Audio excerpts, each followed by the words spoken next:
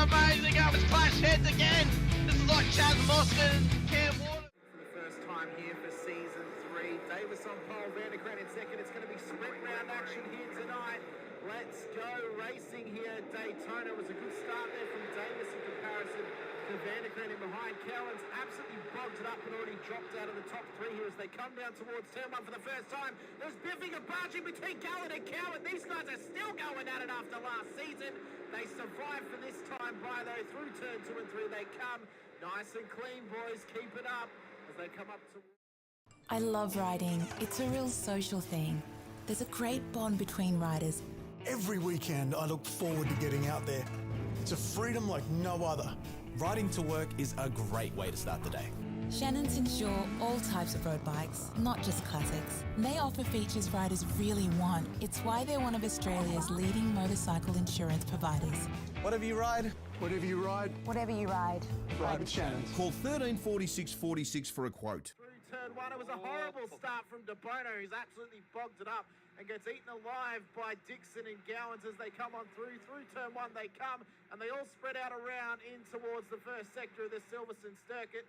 They look all right at the moment. Okay, there's already been a car spun round. That's Jordan Ferguson offline.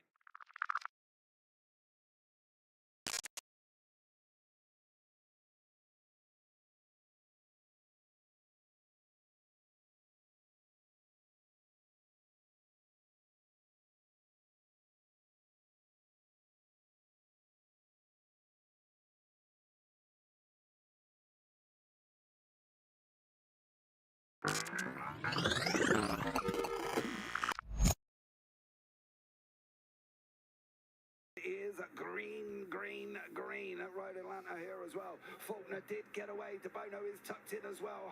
Unfortunately, Houghton is on that outside line. De Bono does want to tell him to do. He's got the job.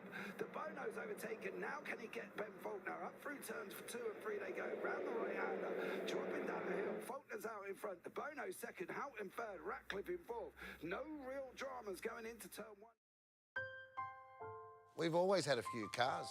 They're all special. The T-Bird. Oh, that's mine. The Combi for when we want to get away. The XR8. It's going to be a classic. They're all insured with Shannon's, We've also got Shannon's home and contents cover. which helps protect our automotive collectibles, tools and memorabilia in the home and garage.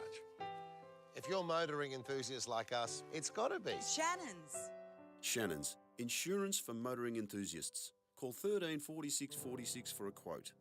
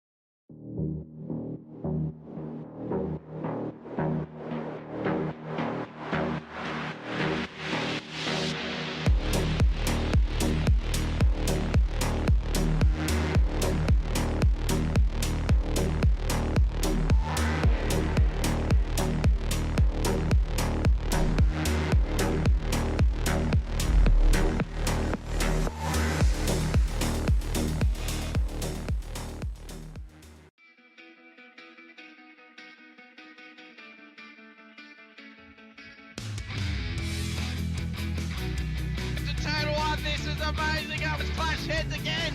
This is like Chaz Mostert and Cam Waters. Almost the same situation.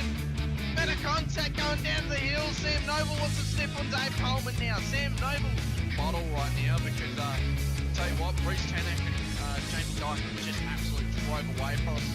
Hayden trying to go around the outside. This is where he could have just sent it up the inside, but he hasn't committed, which is fair enough. It's very scary out there, ladies and gentlemen. Let's see if we get a good run.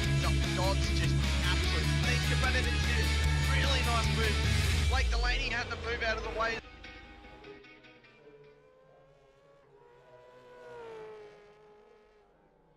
Good evening, good morning, good afternoon, ladies and gentlemen, and welcome back to SRW TV, and welcome into the Warren & Brown Tools V8 Supercars Championship for round 11 of season 1 of 2025. Out at Canadian Tire Motorsport Park here this evening, I'm your commentator Hamish Munro, joined through sight and sound once again by Mr. Stephen Sinkovic. I say through sight and sound, it's through barely open eyelids and a brain that feels about as cloudy as the skies of Winton were on Tuesday for us in the Supercars. Sinker, big night of racing for these drivers. Sprint round action, 20 minute sprint, 40-minute feature. Points on offer for them, and we have a new leader of the championship standings. Nice. Who's the leader, mate? Tell me all about it. Who do you think? Me? No. Bit of a skill deficit there, Sinker, from the actual leader and yourself. James someone Scott. who can actually drive a James V8. Scott is actually now the leader of the championship. Points have finally been updated since round 8. And the point that we were making last week of, War Boys only has to finish second every week and he'll win. Well, no, that is actually wrong. After drop rounds, Blake War Boys is 45 points behind James Scott at the top of the timesheets, or the top of the championship standings, I should say. And so for James, he has to keep doing what he's doing and he'll win. For Blake, he needs race wins now, or he needs to beat James Scott to get points on the board every Sunday night to try and win this championship 2 seasons in a row. This is true, and he's not here tonight unless he comes up in the next few minutes before the quality disappears, and then it's going to be down to the drop rounds as well, and consistency right through to the end of the season. But I tell you what, great place for a spin out. For a spin on a Sunday night. I love this track. It's not a bad track at all. No, it's a good track. Blake is out there currently. He's P4 in the practice session. There he James is. has topped the practice session at the moment. So our 2 championship contenders are here tonight, as well as a multitude of other drivers as well. This circuit comes up quite often, surprisingly, in the Supercars calendar. It was one of the first circuits that I did a league race in, actually, was at Canadian Tire Motorsport Park back in the old Dev Series quite a few years ago. It's a tough circuit, Sinker. It was the host of the final Gen 2 Strength of Field race was at this circuit. So for the first time, we come here in the Gen 3 car since that last Strength of Field, where, drivers should know this track pretty well. It's a circuit that's been, as I said, hosted many myriad of times in the calendar. And I think tonight we could be in for a cracker because it's a track that's difficult, it's challenging. There's some hot spots as well that we know about through racing here in the past, namely turn 2 and then the double right at turn 5. And then at the end of the Mario Andretti back straight as well. So there's a couple of opportunities for passing, but there's also opportunities for cars to absolutely blow it up and end up off the road or spun round and in damage and at the back of the field. So they're going to have to be cautious and careful, but also use all of their track knowledge and acumen to get the most out of these cars tonight around this circuit, which is almost a little hidden gem on the iRacing service. It's one that's not all well known outside of iRacing, but it's one that is used quite often for a multitude of series and the officials. Oh, 100%. It's got a few little good spots for passing, but it's also got a few spots where if you don't execute your exit out of the corner, you could be left out to dry. The hairpin with that big long straight, that hairpin's crucial. Get good exit out of it, but it's also a spot where we see a lot of cars spinning as well. And then also many a times we've seen the last corner drivers collide with each other and take each other out, trying to get into that position crossing the line. But mate, it's gonna be epic out there. The boys are gonna put on a killer show, and we're out to see some amazing driving. Here we are, indeed. Now, there's been some good pace shown by a couple of drivers who've not been at the top end of the timesheets for at least the last few rounds of the season. Angus Lawford and Stacey Boyd have shown some good pace here in practice at the moment. James is currently the fastest driver out there. We're only a few seconds away from qualifying getting underway for us. But, you know, I'm interested to see how these drivers do. It is Mother's Day today, so hopefully the mothers are out there watching along, supporting their sons as they race here this evening. And hopefully there's support for, you know, whoever may be out there, a mum to you. May not even necessarily actually be your mum. It could be a surrogate for whatever reason. But a happy Mother's Day to all the, in quotes, mothers out there. So, but qualifying's about to get underway. And we'll see which drivers get their flowers and chocolate and wine this evening, Sinker, for this race. And I think qualifying is actually it could be quite crucial. This track's not difficult necessarily to pass at, but if you can start up the front, it may help you avoid some of that early carnage on the first couple of laps. Yeah, 100%. You get out there, get out of the carnage, because we know the first few quarters at the start of a race is pretty tough around here. But on a special note, we have a new mother in our midst, and that would be Tyson's partner. They have had a baby boy over the last 24 hours, and Tyson's still coming out here and doing race control down there. So congratulations to Tyson, and I'm not sure, I can't remember the Tyson's partner's name, but congratulations to a new baby boy. He can divulge the name and all that sort of stuff himself when he's through, but congratulations, Tyson. Hopefully everything's going well for the family and the missus. Yeah, hopefully everything is going well for them. Qualifying has begun. James Scott's already gone back to pit lane, so for whatever reason he's not continuing with that lap that he was about to begin. Billy Mole, Angus Lawford, Troy Stone Street, I believe Will Brown, Jace Douglas as well. They're all out there preparing themselves for this qualifying assault. Rear of grid for car 088. So James Scott cannot take part. I'm not 100% sure why he has a rear of grid penalty. Maybe Race Control can let us know. I can't remember what it was. I think it might have been he might have not completed the... You've got to go past the last two corners for the as part of the final procedure.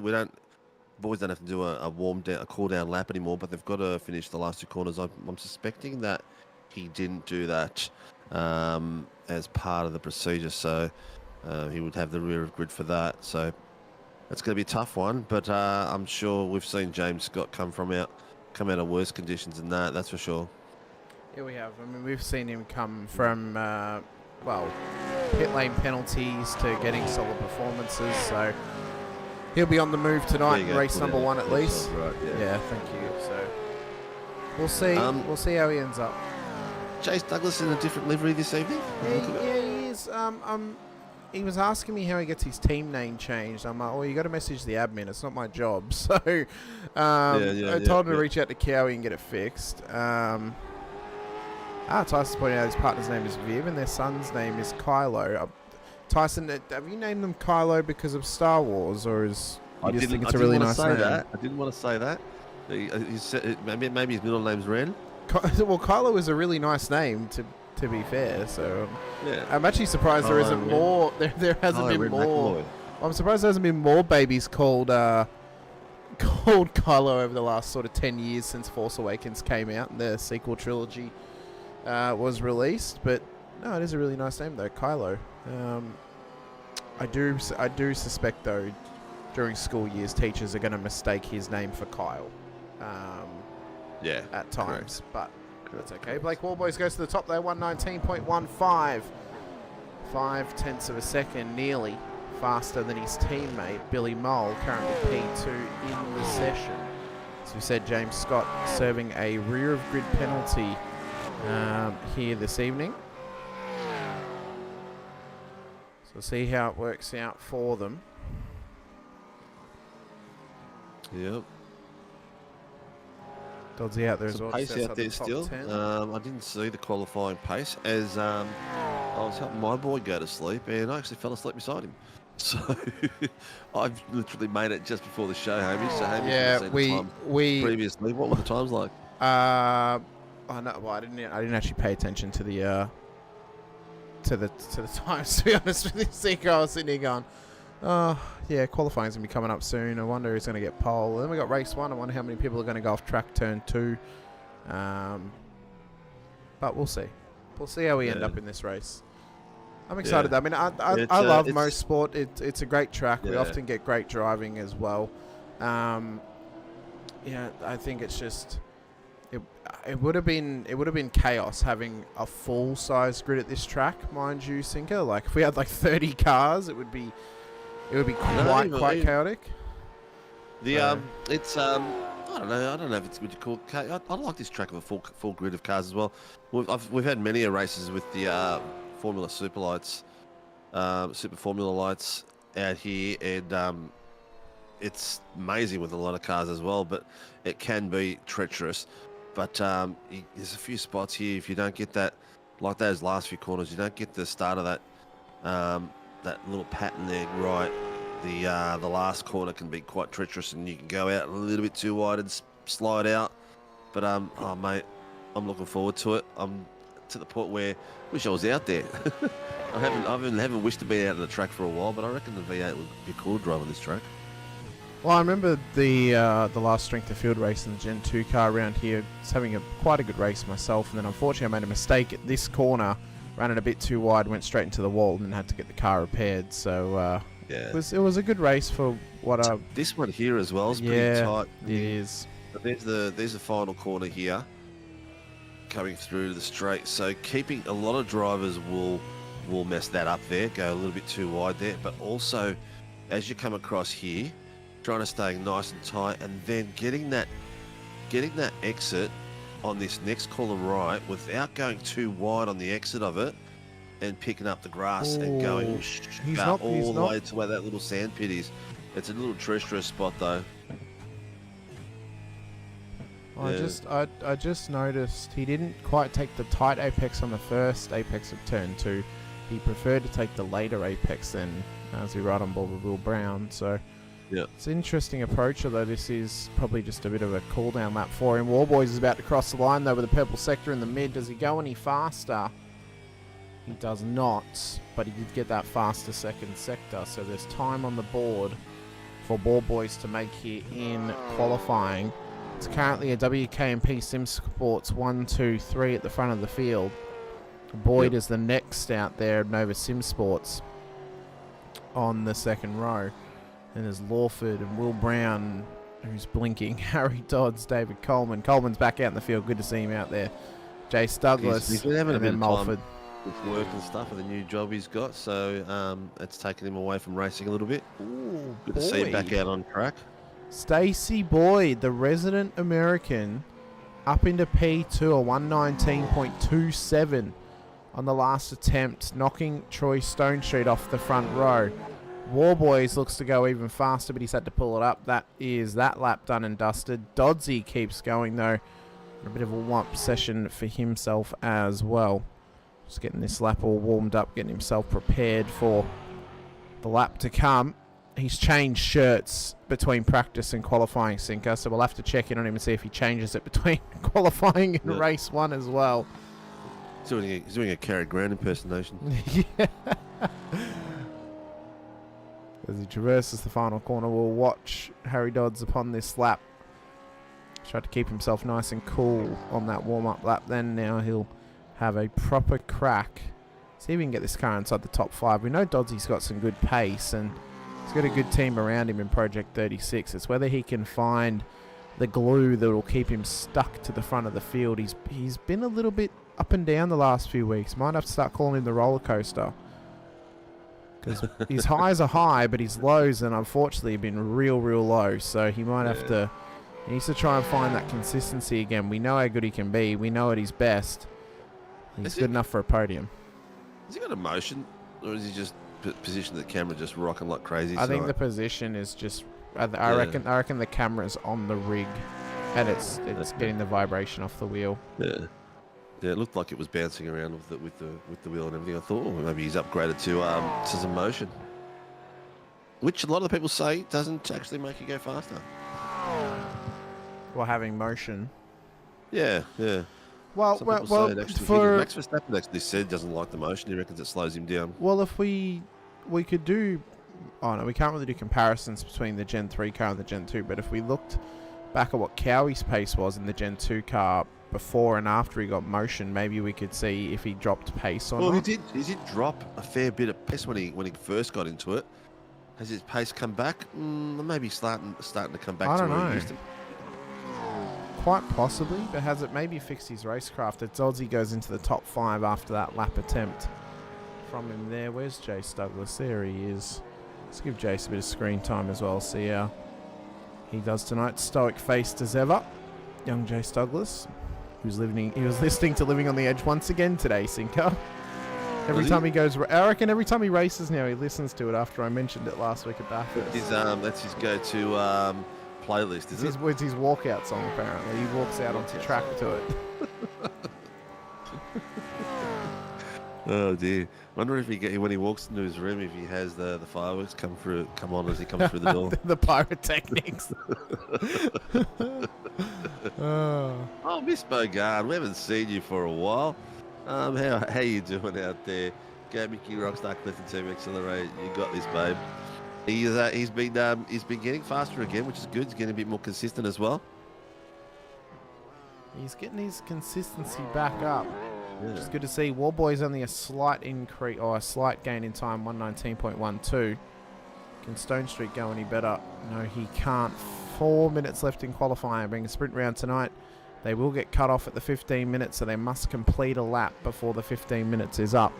At least those who are eligible to do laps need to get them done in that time. Currently, Andrew Cowan is at the back of the standings. He's got a little bit of time to go. He's yet to crack the 19s tonight, Sinker, and he's really struggling here through turn 2. That's what happens when you get that entry into that corner wrong. Yeah. So you're going to make Clifton. He's just stayed off, which is good. Oh, he stayed off, but he put Dave Coleman off, even though he stayed off, and Coleman went straight into the wall. Let's have a look back at it. How this has happened for Cowie. So he came down towards turn 2. So how's he turned in? So he's missed the first apex. Oh, it just didn't turn in for the second. That first apex screwed him, and then he couldn't get in tight enough for the second apex. But as he's come down here he goes. No. I think Coleman just caught the sand, actually. Yeah, don't know if Coleman reacted to him or not, but yeah, he's touched that bit of grass and Bushka into the wall. He went. So top 5 at the moment. Blake Warboys with a 119.118. Stacey Boyd 119.273. Stone Street 373. Very close. 1/10. Harry Dodds and 119.5. And Billy Mole 119.54. So the WKMP boys dominating the top 5. Angus Lawford coming through in 6th place to bring the odds back to Project 36. Just to balance it out a little bit.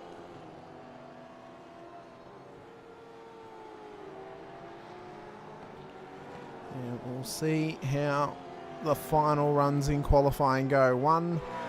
Oh no, he might get 2 in actually. Mr. Blake Warboys. No, he won't. He's only got 2 minutes left, so he's only going to have enough time for this final lap. Can he crack an 18, or is he going to be stuck in the 119s by the end of qualifying for Blake Warboys? We'll see how this pans out across this attempt at a lap. His teammate Billy Mole also on his final attempt as well, as is Troy Stone Street, as is Stacey Boyd, currently on the front row of the grid. Jace Douglas in this little pack as well. So final lap for these drivers. They've got to find something. Have they got anything left in the locker, or do we think maybe Sinker they've forgotten the combination and can't get the door open? Well, Dodgy's on a bit of a... Oh, he was on a decent stretch there, but he's dropped it off the second sector. Just trying to adjust my camera so I can see those times down the bottom. That's better. Jace Douglas' second sector is green, so he's improving slightly.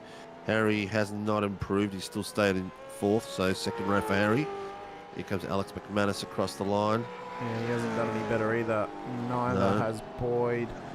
Neither, I don't think, Stone Street's going to as he comes up towards the line. His teammate Billy Mole crosses the line before him. Has Billy gone any better? No, he hasn't. Neither has Stone Street. Warboys barely... Well, that was just a warm-up lap. He can't even get this next one in. Yeah. Ray claiming Jace is very concentrated on his driving, hence the stoic look.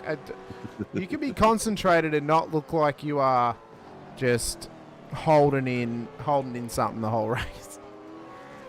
He's very focused. He's very focused. His expressions don't really change much at all. I reckon he needs those blue light glasses as well, just to get keep himself from getting some headaches, maybe.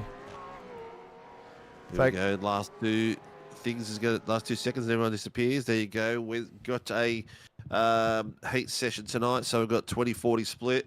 No rain on the forecast by the look of it. Let me just double check. No rain on the forecast. Nothing like last week where we had all the action. At the local Albury Wodonga swimming pool. Yeah, but that was pretty cool. So they're going to have a bit of fun now. Front row, War Boys and Boyd. I haven't seen Boyd up the front for a while, so it's good to see some pace back.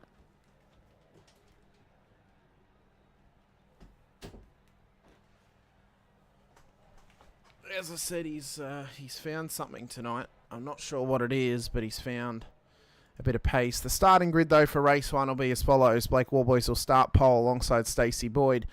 Troy Stone Street, Harry Dodds on the second row with Billy Mole and Angus Lawford on the third. Jace Douglas, Will Brown, David Coleman, Tim Mulford for your top 10. With Shane Randall and Mick Clifton on the 6th row in behind them.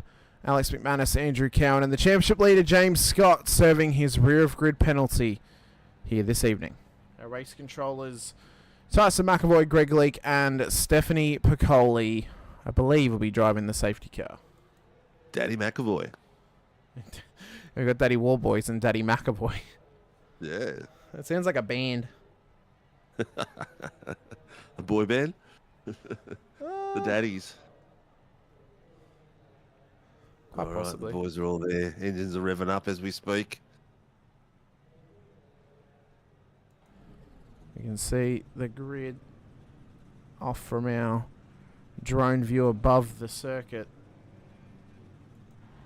And it's Boyd and Warboys. James Scott on the second camera. Yep.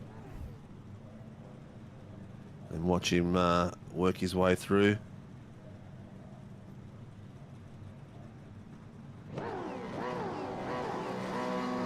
Lights are up for the drivers. The revs are rising. On the run down towards turn 2. For race 1, we're underway at Canadian Tire Motorsport Park. As we run down through turn 1, Boyd already been putting under pressure by Troy Stone Street. Moles trying to tuck in behind his teammate as well. Dodds, Douglas, Lawford trying to follow them in behind. Boyd's got to hold on to P2 on the run through turn 2. And trying to stay with Warboys at this stage. Douglas getting run a little bit wide. Keeps it on the tarmac though this time by. We can see that Scott has already made up 3 spots off the start. I think Will Brown may be out of the session. Not 100% sure, but Scott's going to try and get past these cars as quickly as possible. But they're battling ahead of him with Clifton and Randall up towards turn 5. Can he find a pathway through? Well, he's found a little one with Randall kind of pulling him past Clifton there. We'll see when he can get this done as Warboys leads them up the hill and down towards the end of the lap. Very clean start, no touching anywhere. James Scott got off the start really well. He literally passed the boys just from, they were standing still. The 2 back boys of Cowan and McManus, and now he's working his way through. Blake's got himself 5/10 already and working hard. This is going to be a nice tight race, I think. Yeah, Will Brown has just exited pit lane, so he obviously missed the grid and now starts from pit lane, is already a lap down on the leaders at this stage. As Boyd leads round in P2 with Stone Street hot on his heels. Mole trying to chase him down as well for the James Scott run. He's up to P10 and his next car on the road is Tim Mulford to get past. Now Tim's not a hard driver to get past, mind you, Sinker. He's gotten past some of those drivers who may be classified more as a Pro-Am sort of classification. Now he's going to come up against guys who are, you know, they are Scops level. These guys are fast up ahead of him. As Stone Street runs it wide at turn 5 and is dropping spots. Ooh. Dodds, he's taking him straight away. He's trying to get past as quickly as possible, but it's a drag race down to the end of the straight. Stone Street. Get that exit of that corner right. He's trying to hang on. Look at Douglas, though, parked on the back of Lawford's car. Side by side, bit of a door. And Stoney's just trying to find a lane to go into, but Douglas is shutting the door on him. Yep, Douglas is right up the back of Lawford there and made his way through at the same time. Oh, Stoney's nearly touched that grass. That was nearly all over. But now he's got Coleman putting pressure on him as well. That move by young Douglas there really pushed him through back 2 more places than he should have. One mistake. Very well placed by Jason. Yeah, he placed it really, really well. Very smart move. One mistake at turn 5 cost Troy Stone Street 5 positions.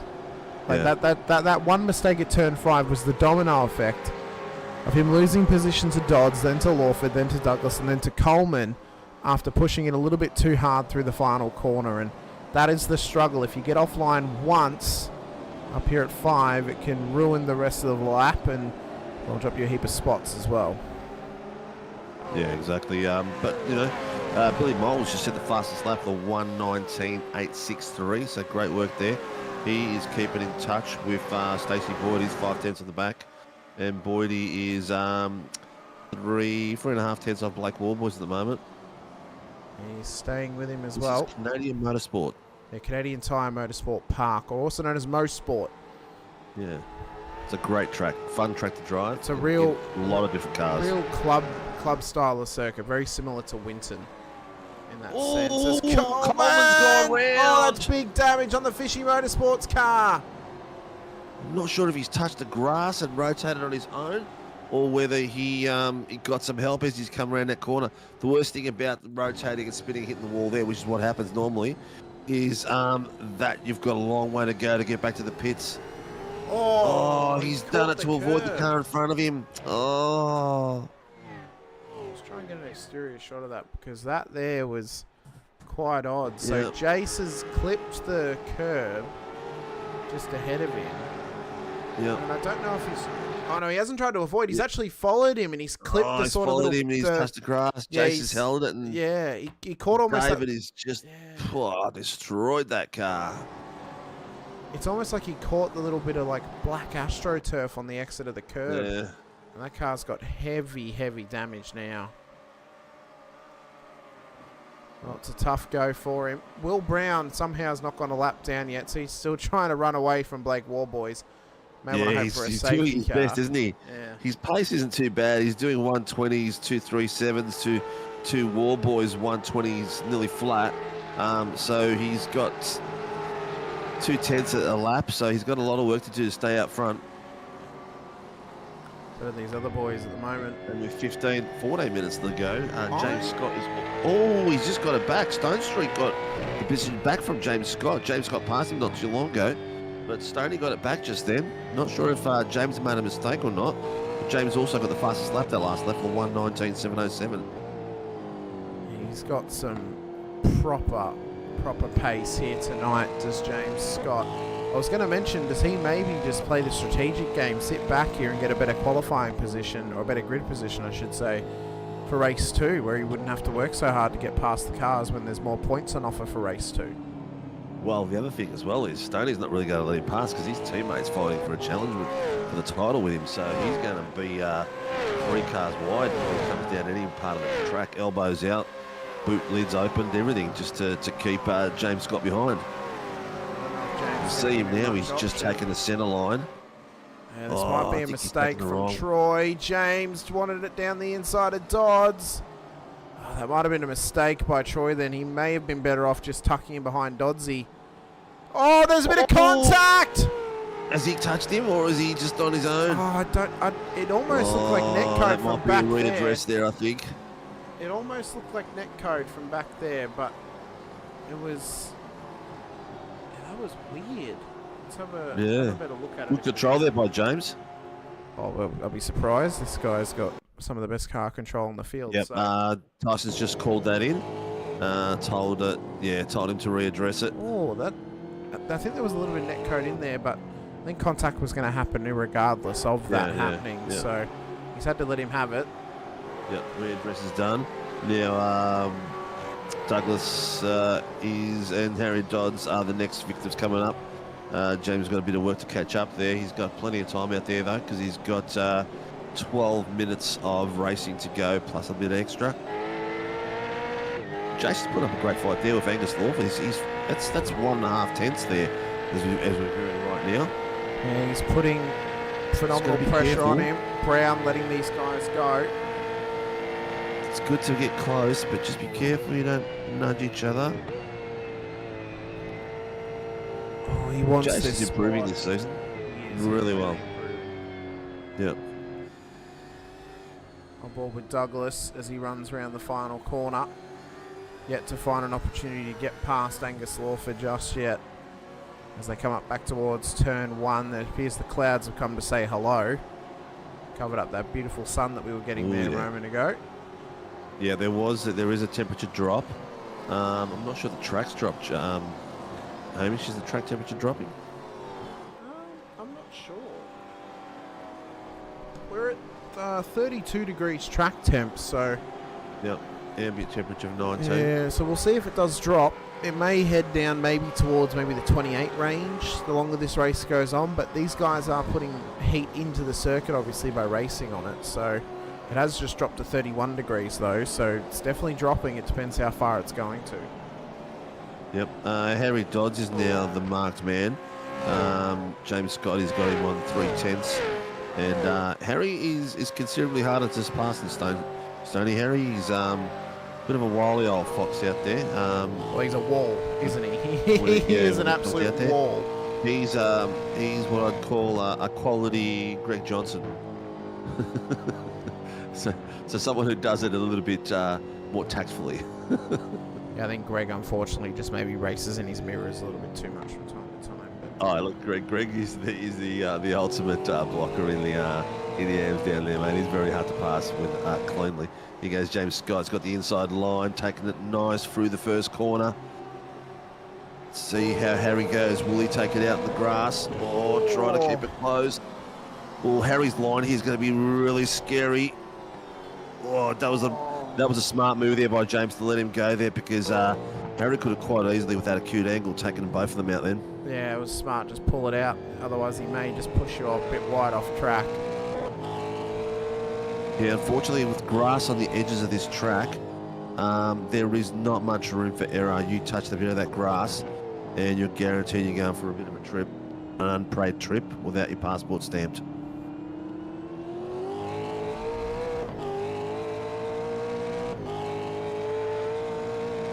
Doddsy with James Scott hot on his heels. Scott still yet to find a way past young Dodds just yet. He wants to go for it down the inside if he can. Job done, it seems, for Scott. Dodds had nothing for him. He left the door open. He wasn't willing to fight for it too hard, maybe hoping to hook onto the back of James, but how long can Dodds stay behind him at this point? Because, well, he's going to chase down Jace Douglas and Will Brown, but can Doddsy hang on to the back of James? That's the question. Oh, that's what I'd be hunting for. Try to stay on the back of him for as long as possible. Stone Street's carrying on the back of Harry Dodds is 2 tenths, 1 and a bit tenths. So Stone Street's having a bit of a crack there. I've got the second camera on War Boys with Stacey Boyd just cruising behind him at just under a second behind him. I think they're having a nice little easy run at the front. They're not trying to push it too hard. Still 8.5 minutes to go in race 1, so plenty of time for them to, make those crucial errors. So they might just have to try and keep themselves nice and clean and stable. But Blake has definitely built up that gap over the first 10 minutes. It's out to 1.5 seconds nearly between him and Boyd. But the more struggling thing is for Blake now is the fact that James Scott, with 10 minutes left, can he make up enough positions to sit in behind Blake? Well, I don't know. We know how good James is, but we can't really call the future. If he doesn't, though, he's going to be starting P5 if he stays where he is for race 2, which means he gets good points in this race. and then he's only 4 positions off the lead, which he could very easily get by the end of lap 1 if he pushes hard enough. Yeah, I think he's done extremely well. He's done a fair bit of time to do it all. He's got 7 minutes to do it in. Maybe not all the way to the very pointy end, but get up to the 3rd or 4th, somewhere around there like that. He's got Jace Douglas at 1.2 at the moment, with 7 minutes to go. Let's see how he progresses over the next lap or 2. Jetto, yeah, no, it's okay, mate. We get that. Sometimes people think they're funny when they get on their accounts and take the piss, but appreciate the apologies, mate. So Scott just getting past the lap traffic of Will Brown. Jace Douglas next on the list. How we know how. well, we'll say it as we've seen it, Sinko. We know how aggressive and maybe overly aggressive Jace has been in the past few rounds at defending. How hard is he going to defend James? Is his life going to be dependent on it, or is he maybe not going to defend too hard, knowing the pace that James Scott has? Don't know. He could be, throw down a challenge. I mean, he's a well-rounded driver like James Scott behind you. It's good just for the pure experience, try to battle him and try to keep him behind and just keep it clean and keep it on within the rules, but do the best, just as a learning experience, to come at the end of this race and say, look, I had James Scott behind me for 2 or 3 laps and he couldn't pass me, is a pretty good confidence boost for a driver coming through the ranks and someone who's still learning. You've got one of the best behind you who's going to dispatch you in a very clean manner. Well, he'll attempt to. We have seen drivers attempt to pass Jace in a clean manner before, but he has sometimes put his car in a less than favourable position when defending. So hopefully he is learning as he's going along, which he has been. He's been getting a lot better, Sinker, across this season. Oh, yes. His racecraft is improving immensely. It is, which is great to see. We want drivers' racecraft to continue to develop whilst not giving up too much pace, and hopefully for Jace it's going to continue going that way, and he'll end up with positive notes on the board at the end of this one. Here it is. He's going to force him a long way around. No, that's right. That's just pressure. Just letting him know that he's there. That sometimes you just got to get the car a little bit beside the driver, just to let him know you're there and put that extra bit of pressure on. Excellent spot here to put the pressure on now.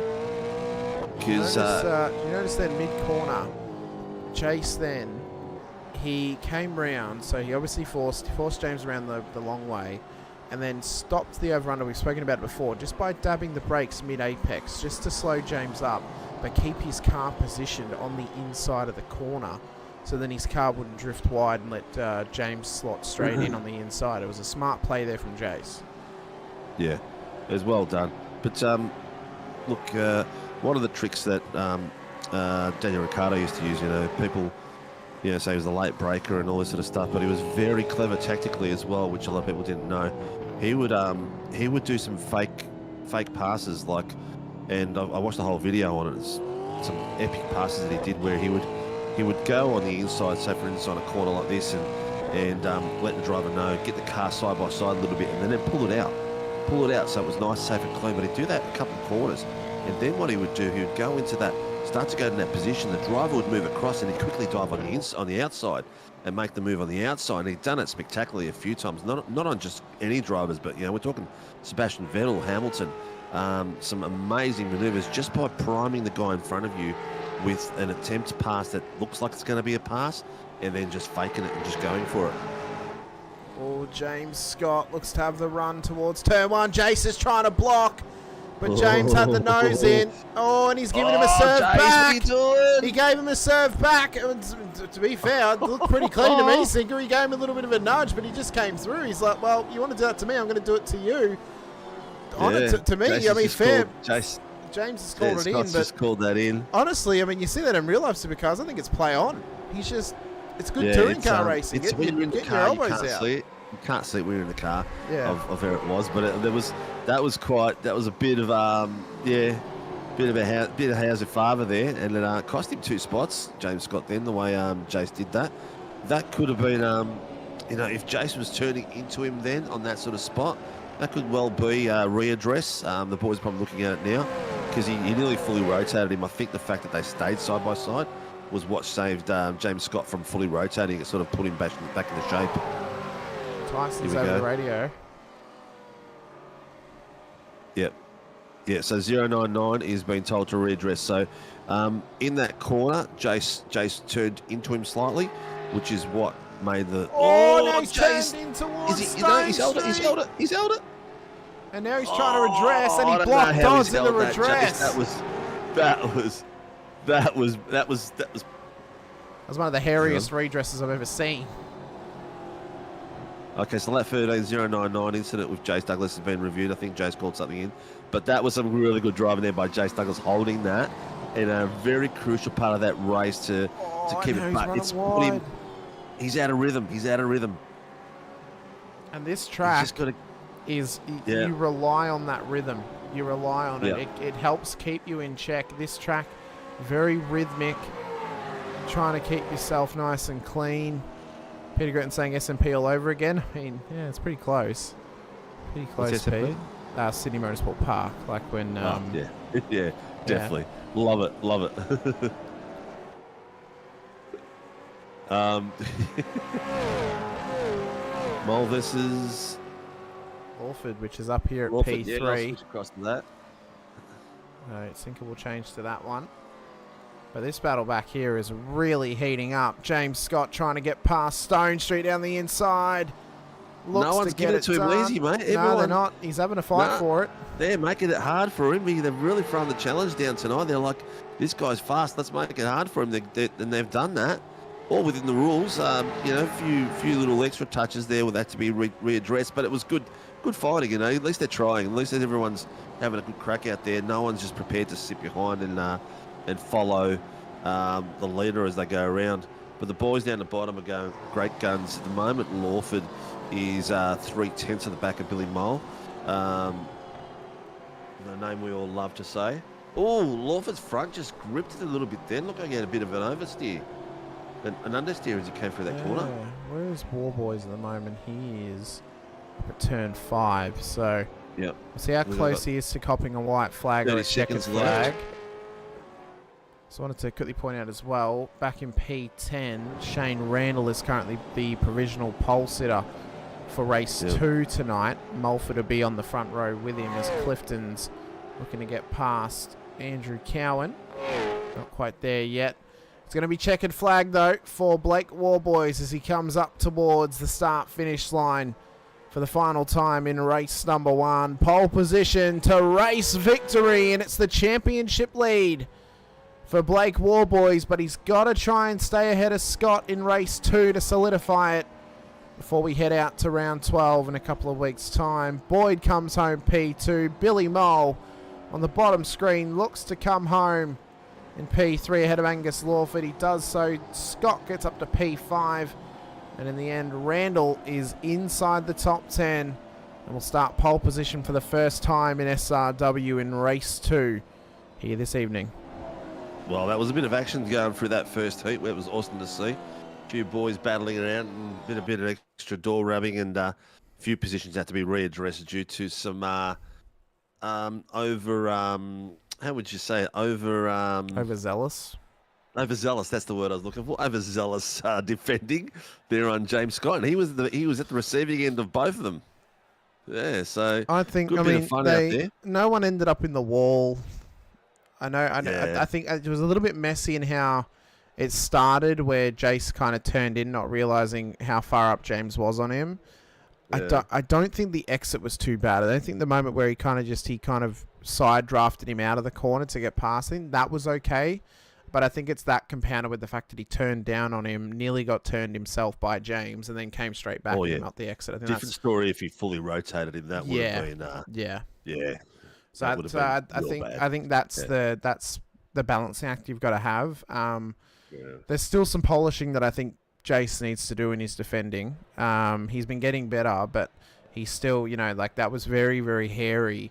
Even with that redress with when he kind of turned across Stone Street into that second to last corner as well. So it's quite hairy in that sense. But I think the moment on the exit for me with James was fine. I think that's fine. Neither of them ended up in the wall. I think that's play on because he's clipped the rear a little bit, but they've just side drafted out of the corner. I see no issue with that. But yeah, everything else I think maybe could have been. So anyway, no lube. Thanks for your comments, mate. You're always appreciated when you pop in the room, Matty.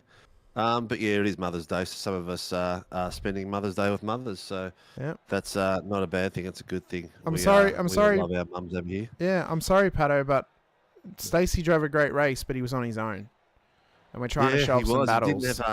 Didn't have enough action up and around him, but he did well to keep up with War Boys. He was kept it to a second, which was great driving. We haven't seen Boydie drive that at that sort of pace. Well, I haven't seen him drive at that sort of pace in our series before, and it's good to see. If he's got this sort of pace, he's going to be one to watch in race 2 now because he's going to be trying to fight his way through the field. Yeah. So must be because it's a local track for him. Not too local. Well, but he's from Buffalo, New York, so he wouldn't be too far away from Mosport actually. So only a passport away, passport stamp away. Passport and a couple of hours drive away from Mosport for him. The warm-up session is on at the moment. Blake Warboys is the only car out on track during this warm-up. Maybe getting himself prepared for the challenge and going from P10 to P1. We saw how hard it was for James Scott to get past the field. Put up a fight. So he's seen how hard it's going to be. It's a hard track. And he's got the same guys to pass as well. It's a hard track to make those overtakes. It really, really is. It's very easy to defend here. You've got to try and pull out those little tricks in the book to try and get the car past. You can't just, you're not just going to get it easily under brakes or into a corner. It's very easy to defend because there's only a handful of passing opportunities, and if you just park the car on the inside, it kind of knocks out the next overtaking opportunity that's directly after it. So, it's a tough track for it. It's a tough track.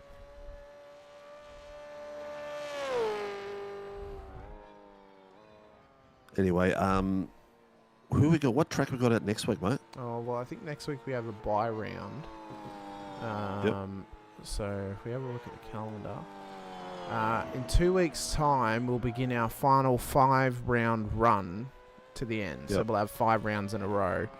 Next week we're off, and then the 25th, I think it is, of May, we have Daytona Road Course.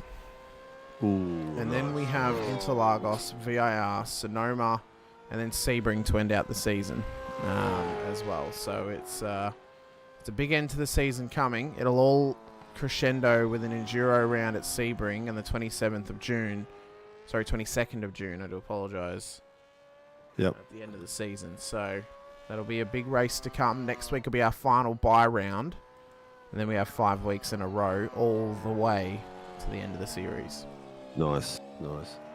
I don't mind the buying rounds. It gives people a chance to do their scops in their pro series as well, so it works out well. We've just got to we'll have 55 drivers to register for this series. Just got to get them to commit. I think the long season is something that we've tried, and I'll have a chat with admin about whether we'll go the long season again for season 3, whether we'll just cut it back and just have some buy rounds in there. But we'll see that. We'll have a long chat with the boys close to the end of this season, see how we're going to track across. The boys having a bit of a chat about racecraft in the chat. But mate, we've had must be something in the air. We've had 2 babies now in 3 weeks? No more, 3 babies. Jace Douglas, Tyson McAvoy, and Daddy Warboys. So we've had something in the water 9 months ago. Jace had a child. Jace Douglas had a child, Singer. Is that what you just said? No. You said Jace Douglas. Jamie Davis. Oh, Jamie Davis. Jamie Davis, yeah. So Warboys was back. You said a couple of weeks. Warboys was back in January. Yeah, it feels in like May. A couple of weeks, doesn't it? Warboys, Jamie Davis, and now Tyson as well. Yep. Don't get worried. I'm not having a kid. I ain't planning for another one. I'm not planning for one anytime soon. I'm going to put a second camera on Blake Warboys as he's coming through. Okay. And see how that is. The weather is track temperature is Whilst you find that, we'll quickly run through the grid. Staying the same. Okay. Shane Randall will start pole position alongside Tim Mulford on the front row of the grid. Jace Douglas, Harry Dodds on the second. James Scott will start alongside Stone Street, Lawford, Mole. Boyd and Warboys make up the reverse top 10. Cowan, Clifton, Brown at the back of the field, and we're underway for race number 2. As Randall has bogged it off the start, Mulford takes the lead. Douglas is trying to get past, as is Dodds, and it's a scramble for the first lap of this race. They've got 40 minutes to go, so it's a long, long time you can go racing. But you don't need to make moves straight away if you can help it. But Douglas wants to go at P2 on the road. Yeah, Dodds wants to go at P3. Oh, that is very close. Oh, almost a rotation there.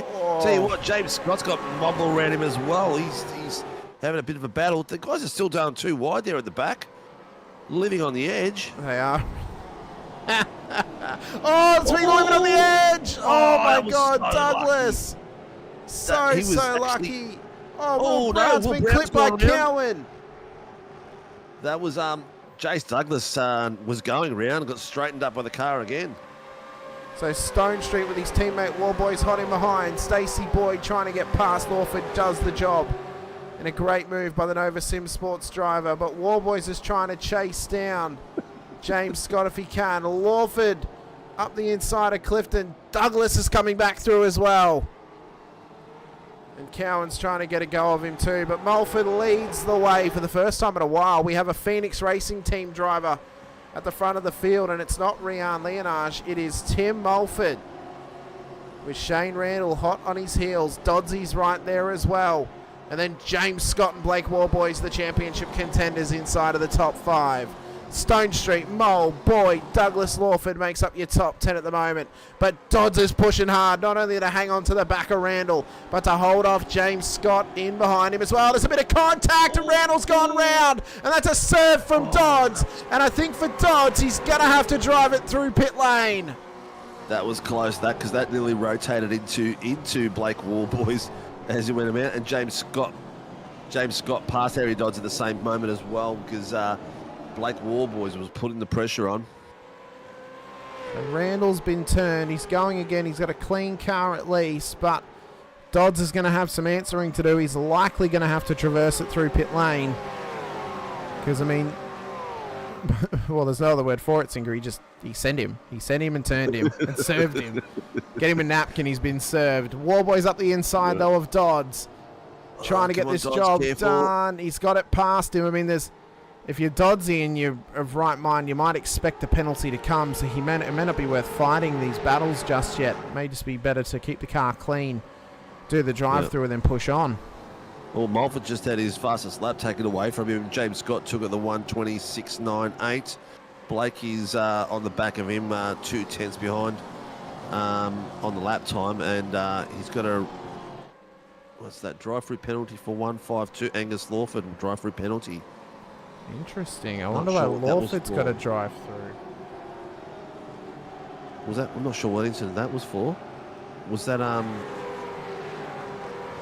reckon I thought that was Harry Dodds? I don't know. Maybe. I mean, let's have a look at this. So, this was the moment with Douglas. So maybe they've determined that he deserves a drive through for this. Although Jace kept going. Oh, yep. Yeah, that might be why. Yeah. I don't know. I didn't know. But the boys are going like crazy. It looks like Tim Mulford's actually pulled to the right to He's let Scott go. Let Scott go because of the pace difference. Obviously, that's not a silly thing to do. Let's see if he does the same for Blake Warboys. Because Warboys is all over him. Well, we know the kind of crack of a race. We know the kind of rivalry that's been built for WKMP and Phoenix Racing Team. We'll see if that continues here tonight. It's a bit of a drive-through penalty, car 981 contact on lap 2 as well. So Dodds is going to have to come through pit lane for a drive-through. Okay, so that was a dodgy one. Yeah, there you go. What was I going to say? My brain went a bit blank just then. The points, that's a few points if Blake can sit behind James Scott or take it. He's made some points up for the deficit, so That's not a bad thing for the season coming through. Yeah, but he's got to finish right behind him though. That's the problem. He doesn't want to give up. He needs to basically just lose the race to James Scott. He doesn't want to lose to Mulford and Scott. He'll need this to at least have some sort of a gain here this evening on that championship deficit. But still, with 5 rounds to go, there's plenty of time for him to make up points on James. And we'll see how that plays out. 36, it's a tough night out there for you guys. I'm not sure. We haven't seen the full extent of it. I think the ruling is the driver loses more than 2 places. Then the readdress is too much. I think they lose 3 plus. There's a drive-through coming through, and then it goes as a drive-through. But I couldn't actually see the full extent of it. Dodsy's on his way through at the moment. Well, we saw the full extent. We saw the full extent of Dodsy's. yeah. That was a bit here or there. Blake's now got 9/10 on the back of James Scott. So he's to make up the time that he was held behind Mulford now to get through. Stone Street is now 7/10 with Billy Mole behind him. Stacey Boyd's had a good run off there. So he's up 3 places. The biggest mover so far is Warboys, up 8 places. He's done well in this race. Jace Douglas down 4, trying to chase down Stacey Boyd at the moment, who's hot on the heels of Billy Mole. So this battle looks to heat up a little bit more across the next few laps. Plenty of racing still to go. Yep. Brownie's having a good old attack at Clifton. Might shift that across at the moment down the bottom, so we can have a look at how they're going. If there is someone in YouTube land that you want to see, let us know, peeps, so we can switch it across here and there. Give everyone as much love as possible. We didn't do Stacey much because he wasn't really in the fight with everything, but if you do mention it, we probably would have gone to him earlier. He's doing well though tonight. P2 in race 1. He's on for. His pace is good. His pace is very good. He's got very good pace. Yeah, he's in the low 120s, and a lot of the boys are pretty much right on there as well. Right up into 7th place, they're all in low 120s. Will Brown's on the 120 down the back there, and Lawford obviously, who's a very fast character.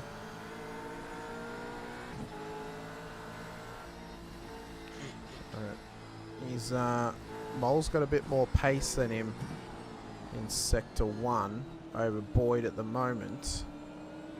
So he's got to try and find some time in 1, although that may come down to maybe the double slipstream that Mole's getting off the cars ahead of him. Let's see what the split is for for Sector 2, I should say, for Boyd. Lawford's just dispatched Randall. Okay, so he's gotten past Randall. Oh, so Mole's actually dropped a bit of time in Sector 2 over Boyd. So Sector 3 maybe will be the telltale sign. They seem pretty equal at the moment, Sinker. Yeah. Maybe Stacey Boyd just struggling to get his maximum pace out of Sector 1 at the moment. That may be costing him getting an overtaking opportunity on Mole. That's who we're missing tonight, the Pelicans. Yeah, we got none of them. Yeah. Obviously flocked to Motherhead for Mother's Day. Yeah. Happy Mother's Day, boys. You can see, though, through the slightly foggy air and through the trees as well, that their battle will continue on. Still the battle for P3. Mulford is the final podium position at the moment. He's got Stone Street, Mole and Boyd hot on his heels. They're 2/10 apart, each one of those guys. They're really close. Who have I got in the bottom? That's tapped out a bit. That gap is opened up all the way. That's Mickey Clifton and Will Brown. Will Brown is now just about under. He's under a second now, and Andrew Cowan. So those are both us catching Cowan, but is Cowan slowing down? What's going on my screen here? Cowan's getting past dramatically. He must have damage or something. Unless he's saving fuel to go for a no stop. But even then, I don't think he could save that much. He was into that hairpin. He was 5/10 ahead, and he lost all that down the straight. Maybe he knew. Maybe he knew that Brown had more pace at that point of the circuit. Well, their last laps, they were not that far apart at all. Yeah, that's an interesting one. Well, now this last one is different altogether. Oh, Mulford runs it wide. Stone Street wants to get through. He does so. Mulford nearly loses the rears. They've doored together. Up through turn 3. Through comes Billy Mole. Pass on the inside there. Comes Stacey Boyd. He'll say, wham, bam, thank you, ma'am. I'll take that as well. Yeah, Stoney just called that in, but I don't reckon Mulford had much of a chance because Stoney was because Billy Mole was on the inside of that and took both of them. He just snuck it straight through, didn't he? Yeah. Yep. I think when he watches that back, he'll see that that there wasn't much there. I think the fact that Billy was on the inside there caused it even further. Obviously, he couldn't see. He can see the car beside him, yeah, so he's called that in, but he can't see there's a third car there as well. And that third car did a sensational job coming through. If we get a chance. I don't know if Billy... Yeah, I don't know if Billy actually... Initially, I don't think he was already going for the move. I think he took advantage. No. He run. went for it once they went wide. Yeah. Did a great bit of movement there. Warboy's just got the fastest lap of the 1:19.963. He is lapping there and thereabouts as James Scott 5/10 behind him at the moment. While you've doing that, I'll switch mine to the boys at the front.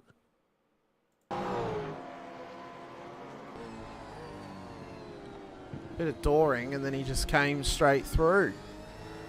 Yeah. I love that. Yeah, opened it right up for him.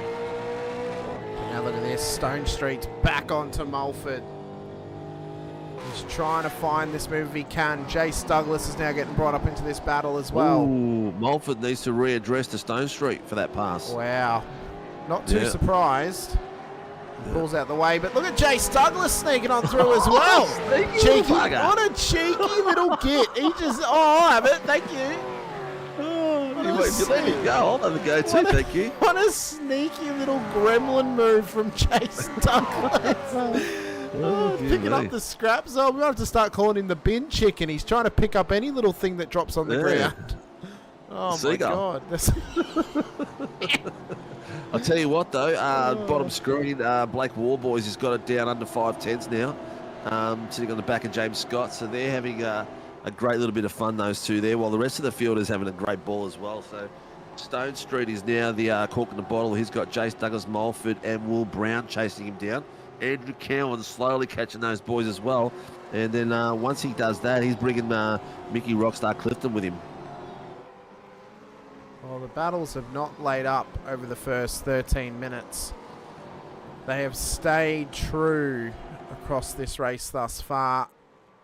Through the fog of war, Stacey Boyd continues to chase down Billy Mole up towards turn 5, and then Stone Street and Douglas continue their battle as well. And the more that they have this tiff, the more it's going to bring Mulford and then Brown into this battle as well, as Lawford and Dodds, the teammates, changing positions further back. They're trying to fight their way forward up to Mick Clifton at this stage with Andrew Cowan just in front of him. These guys are a couple of seconds off the back of that brilliant battle thus far with Jace Douglas and Stone Street. And Douglas has gone forward again. He must have had a bit of extra punch in his fruit juice tonight. Oh, trying to get it around the outside. He's nearly hung it too wide then. He nearly did. Yeah. He nearly did. Lucky to get it pulled up and tucked in behind Stoney, and they go again for another lap. So are they just going to do this now across the next 26 minutes? I mean, I'll be up for it. Well, because Warboys is doing it to Scott. They're sitting there at 4/10 and 3/10 at the moment on the bottom pick. So they're having a great little tussle there. These guys are getting to know each other really well in this series. Really fighting strong as they run down through turn 2 and up towards 3. And Douglas is not quite close enough to go for the move just yet. Up towards turn 5, Billy Mole still has Stacey Boyd chasing him down. That's the gap between them. It's just under half a second. So Boyd is still hot on him.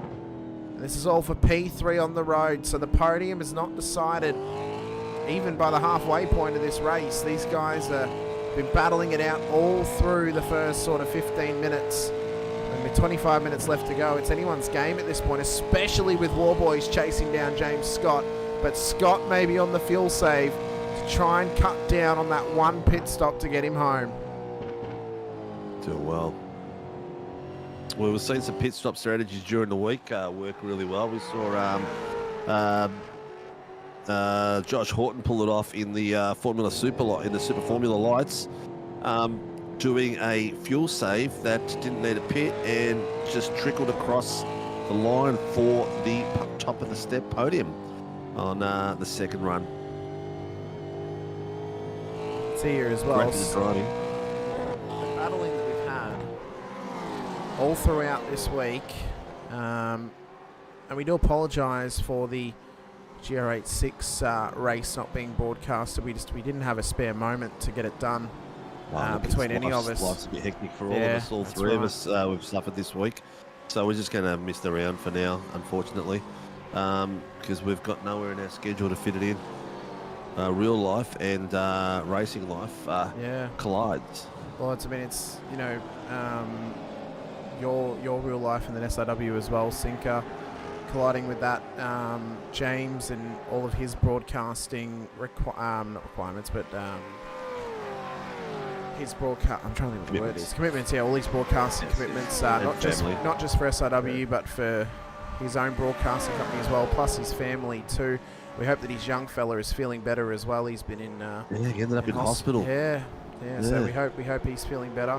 And then myself with family commitments and my other broadcasting commitments alongside SRW as well, as Mulford's coming into pit lane. So an early stop, maybe hoping, trying to undercut possibly.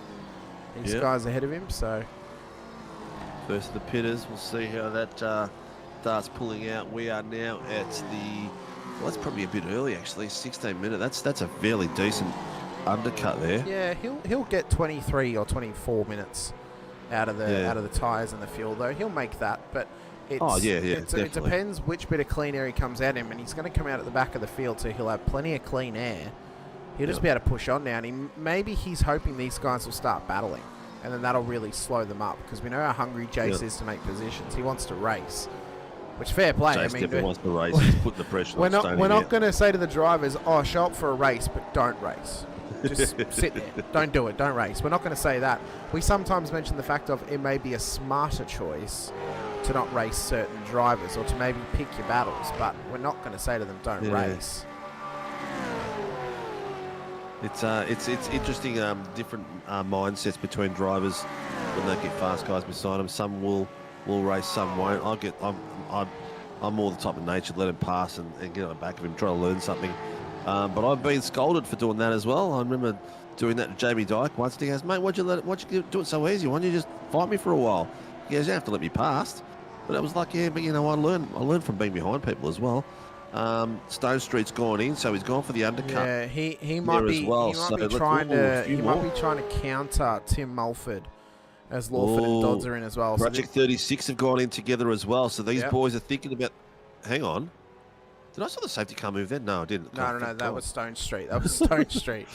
He was just driving. So I saw the corner. I saw something moving. I thought, geez, I hope that's not the Porsche. Mulford's coming around the final corner. Dodds has just gotten into the box. Here's Stone Street. Mulford is going to undercut him.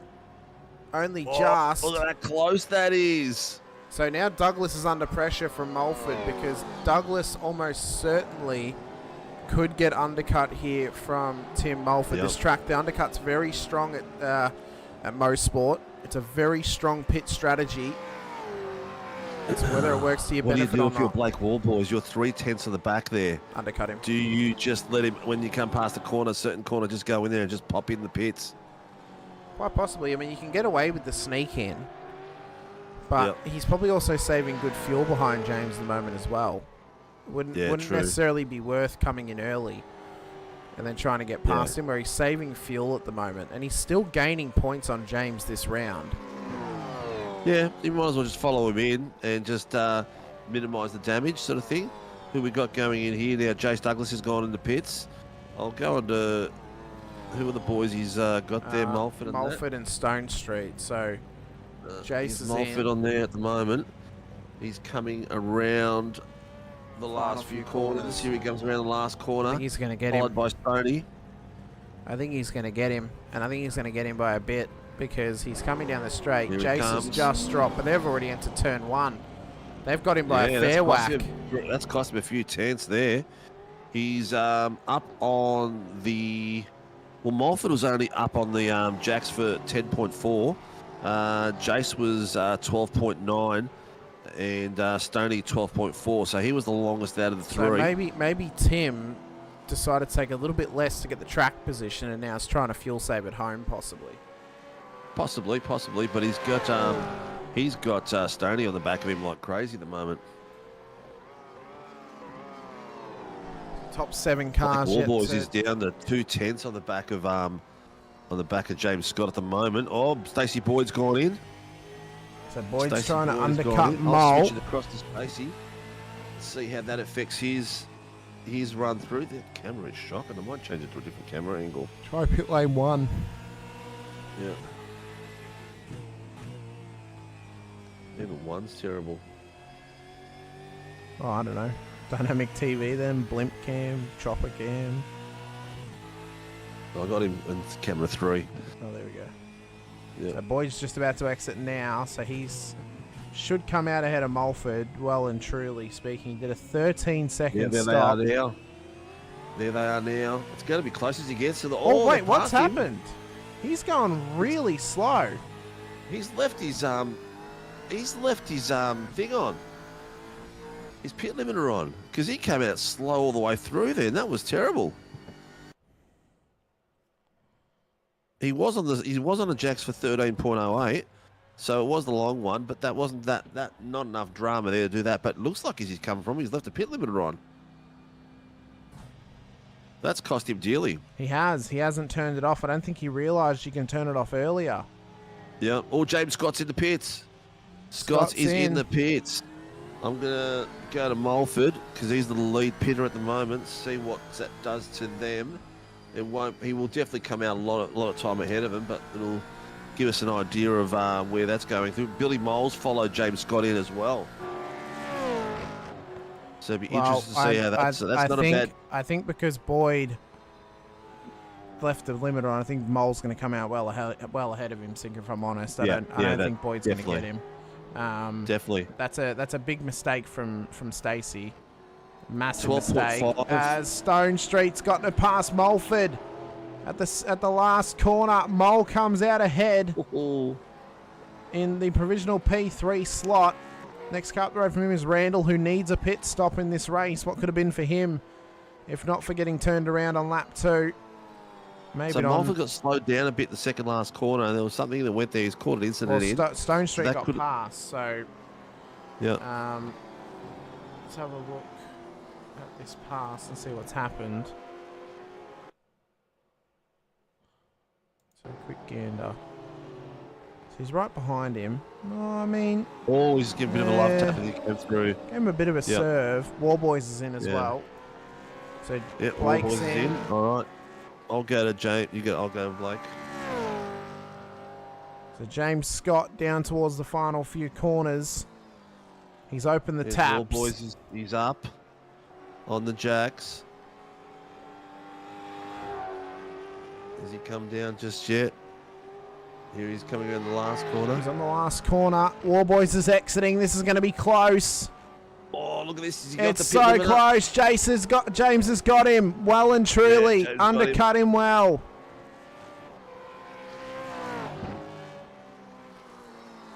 And Blake even took a shorter stop. It was only 12 seconds, where James's was 12 and a half.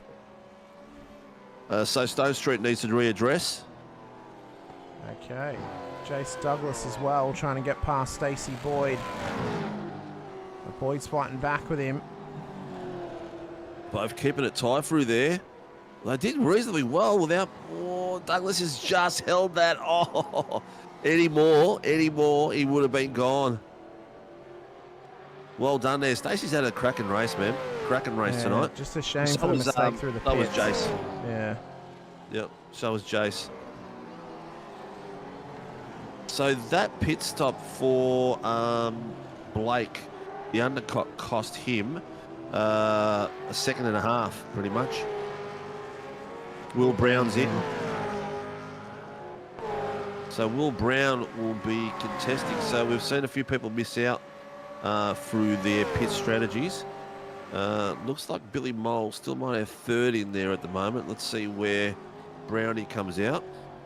James Scott says fast lap of the race, 1:19.63.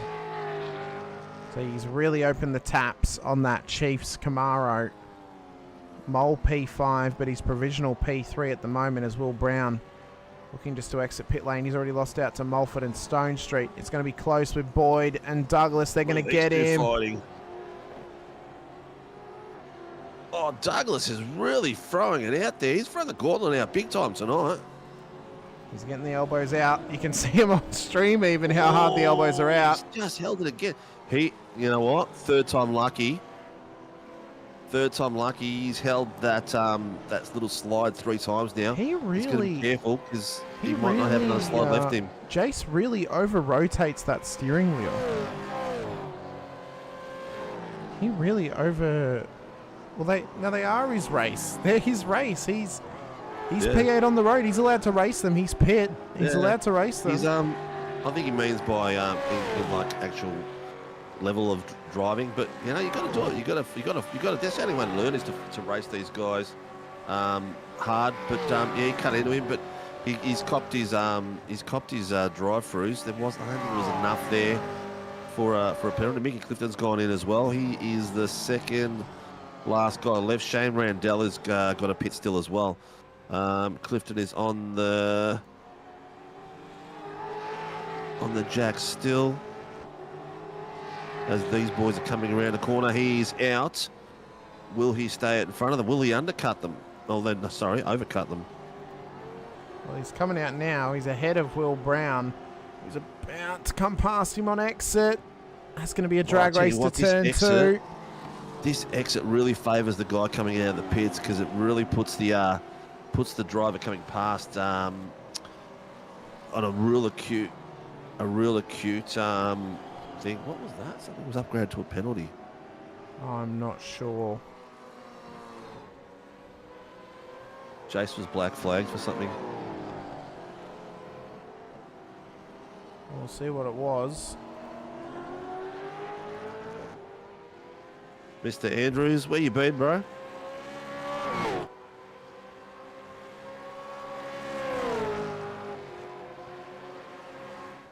Here we go. These boys are in a great little tussle now. Mulford and Stone Street. They've been together all race. I mean, they've not let each other up. Yeah. Through banging doors. To do what they're just doing now, too wide through these corners, is not easy, and it doesn't take much to drift off and tap each other. But to go through those corners that close is sensational effort by both drivers. So apparently Jace spoke back, I think, to race control possibly. I did hear something in this sort. Yeah, okay, so he must have, maybe it was a readdress and he must have piped up, I don't know. But yeah, Mother's Day did it tonight, yeah. Oh, well, hopefully we see you in 2 weeks' time, Jack, out at Daytona Road Course when we're racing again here on the Sunday night. Next week we get a week off. What are you going to do with your day off, Cinco? Mate, I've got heaps to do. I've got heaps to catch up on, mate. Heaps to catch on. My SAW life does not finish behind the scenes. There's always something for me to do. The boys down behind Stacey Boyd now are really bringing it to them there. Will Brown, 3 tenths. Angus Lawford now is catching up. And Mickey Clifton. Harry Dodds has fallen off the pace. Him and Angus went in the pits at the same time. And Angus actually had a longer time on the jacks, but Harry lost out big time. He's back to 11th place. He's like 3-4 seconds off the back of Mickey Clifton. So he's lost about 4.5, 5 seconds to his teammate Angus. Apparently you've hit the nail on the head, Sinker, with something. I would assume about Jace. Oh, but Stone Street's been in the wall! No. I just saw him off the wall. What the hell? Oh, the car in the back there wasn't going too well either. That was Mickey Clifton hitting a bit of extra grass. Jace Douglas is off track. He's lost the car somewhere. So what's happened?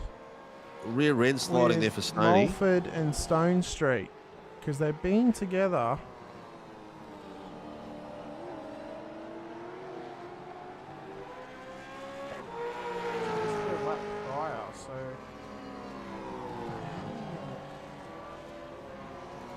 How does this happen then?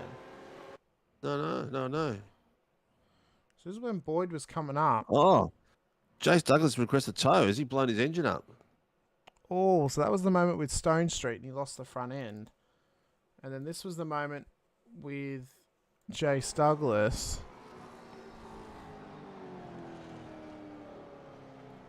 Lawford's called something in.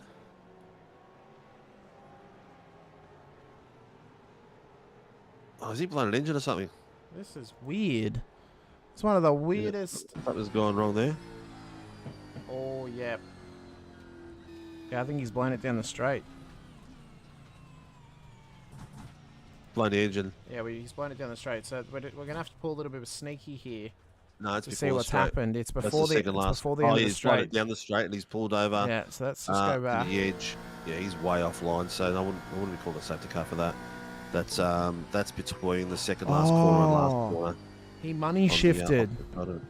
He money shifted at the end of the straight. He money shifted. He went from 6th down to 4th. He double shifted by mistake.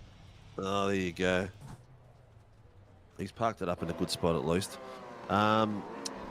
Blake has brought that. He came out of the pits after that pit with a 2-second deficit. It was just over 2 seconds. He's brought that back to 9/10 now. So he's been doing really well. In the last lap alone, he brought back 3/10 and going for it. Their best laps, seriously, is 4 100ths a difference in their best laps. So their pace is pretty much on the money for both of them. Well, these battles are going on good as well. Boyd in behind. He's in a Phoenix Racing Team sandwich at the moment. He's got Mulford ahead of him and a Brown in behind. Stoney's got a drive-through for an incident responsibility for something. I didn't quite get the full gist of it, but he's got a drive-through for an incident that he was involved in. Okay, so Stone Street's got to come through pit lane and drop outside of the top 10. Whether he drops back into the clutches of Randall or Cowan, I'm not sure. There's been some really great battles tonight. These boys have put on some great close on a track like this, which is really hard to do too wide on. Some of the corners boys have been going too wide. It's spectacular. It's not difficult to go too wide. It's difficult to make the move going too wide, like round corners and stuff like that. Oh, yeah. It's one where it really favours the defender more than the attacker. Yeah. And it's paid dividends for quite a few drivers. So it's worked out well for some, not so well for others. That P1-2 battle looks to heat up with about 7 minutes to go. Yep. Stoney's come out of the pits with his drive-through right in front of Mickey Clifton. They're 4/10 apart, so he hasn't done it yet. He hasn't done it yet. He hasn't done the drive-through. He's still got to do it. I'm pretty sure. My apologies. No, he hasn't. No, I can only see him through there once. So he's going to try and push this thing out to probably the 3rd lap, and then he can do that drive-through penalty. But Clifton's hot on his heels. As is Boyd on Mulford with Brown in behind him as well.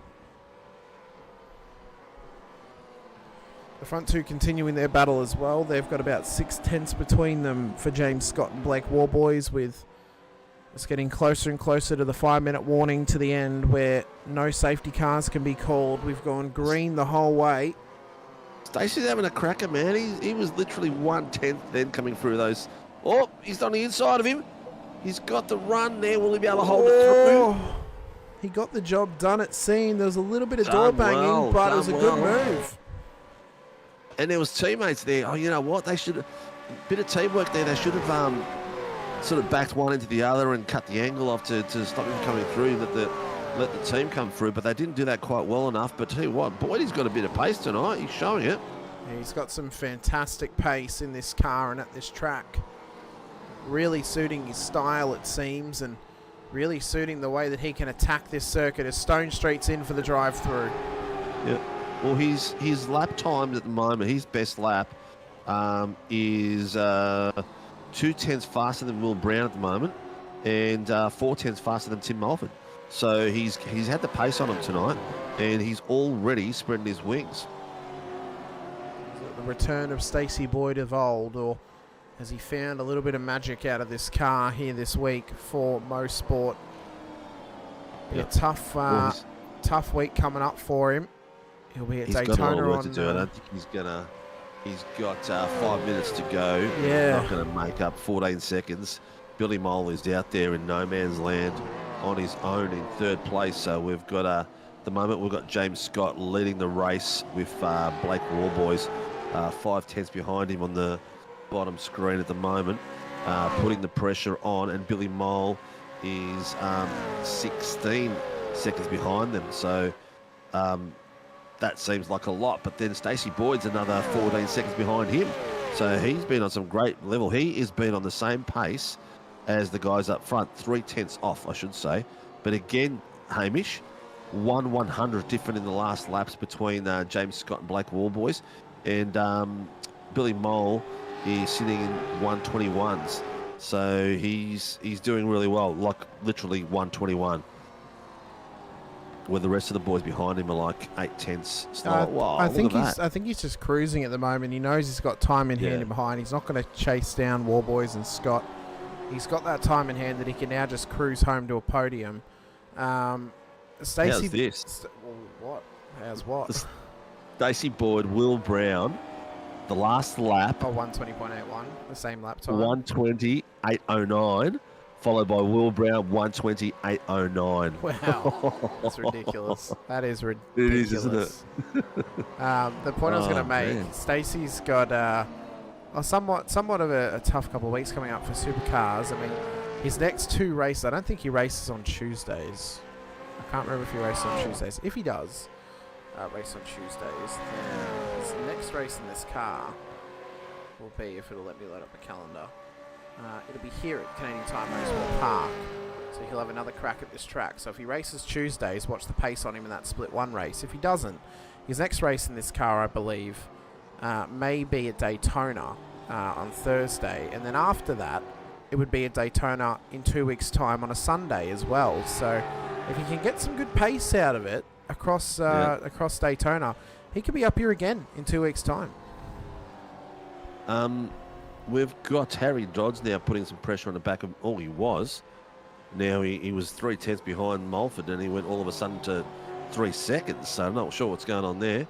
Angus Lawford's got pressure on the back of Mickey Clifton. He's 2 tenths going for it. Obviously, we've got Will Brown, Stacey Boyd's little battle here. And Blake Warboys as well is pressing on James Scott. And we are down to the last 2 minutes. So we're expecting the white flag in this next lap. Should be 1 to go for the leaders, James Scott and Blake Warboys at the front of the field. 1 lap for Warboys to put the assault on James Scott to try and take the wheel, take the win. Oh yeah, that's true. I doubt he would get up for 3:30 for a Tuesday. That would be, to do that 3 times in a week would be a massive effort from Stace. So not sure how well he do, but if that is true, if he doesn't race on Tuesdays, then yeah, Daytona on Thursday, and then Daytona 2 weeks from now on the Sunday. Could be good practice for him this upcoming Thursday, and then he may have the same pace again. But final lap for the leaders, James Scott and Blake Warboy. No, actually, no, it's not Sinker. It's not final lap. They'll have 1 to go. No, should be coming up. Should be coming up this lap, I would say. This next lap should be the last lap. So, white flag lap to come. I gathered Stonesy. I gathered that was not Troy Stone Street, because Troy Stone Street's currently driving.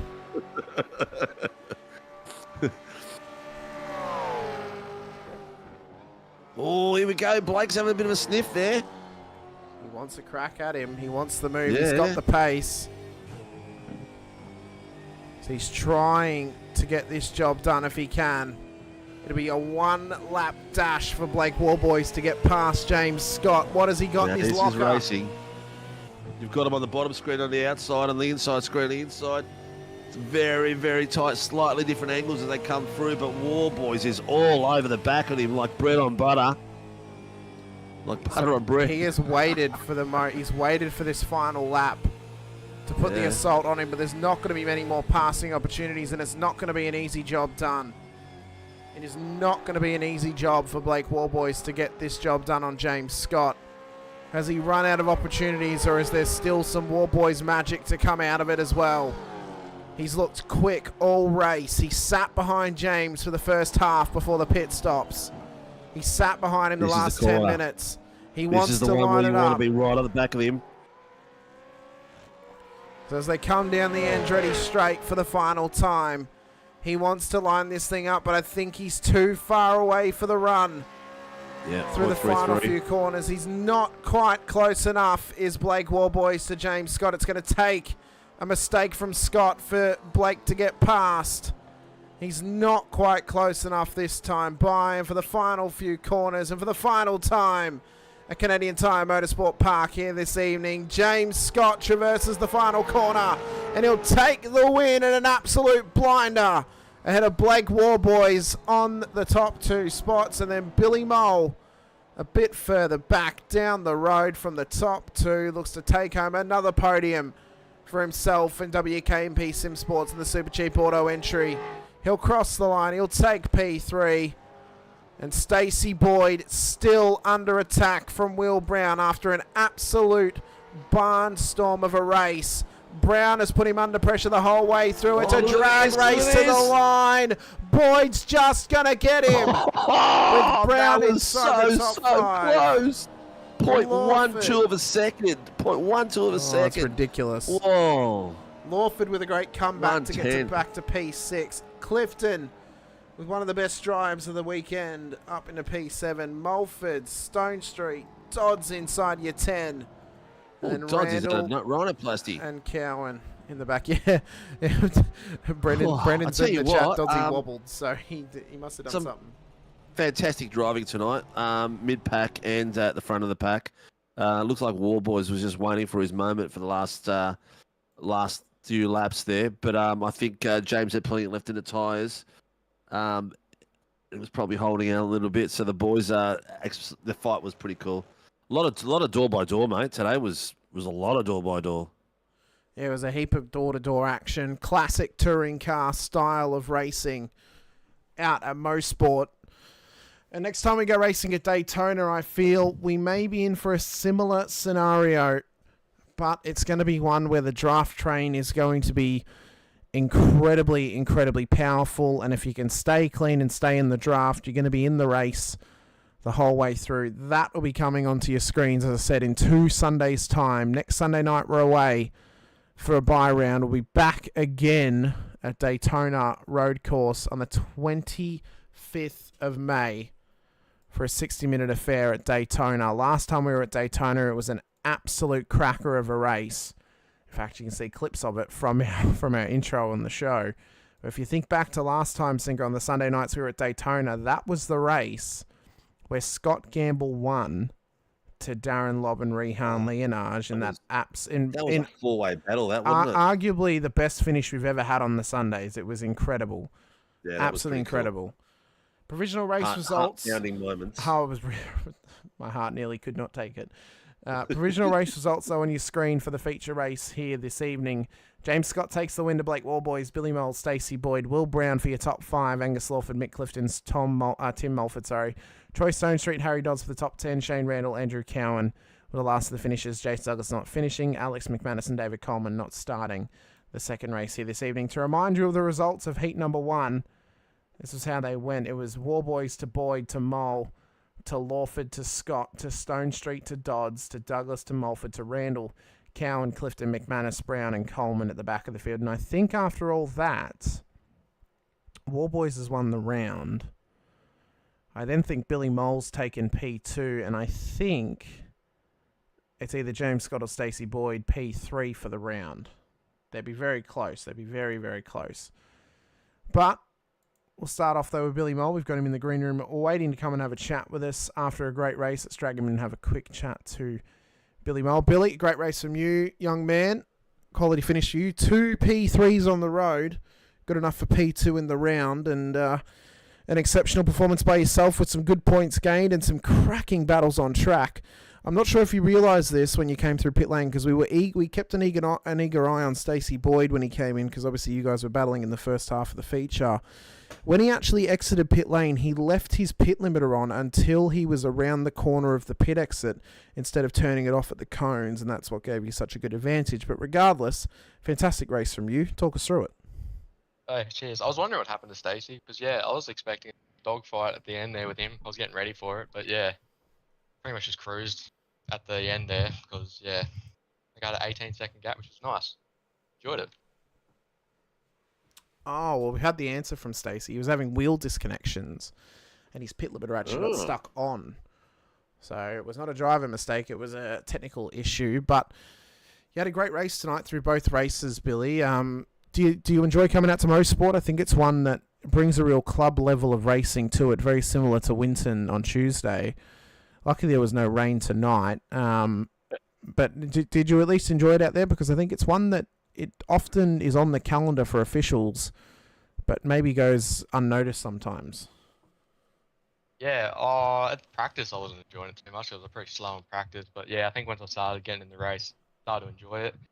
Started to zone out when I was by myself, to be honest, which I think actually helped stay more consistent. But yeah, I enjoy coming.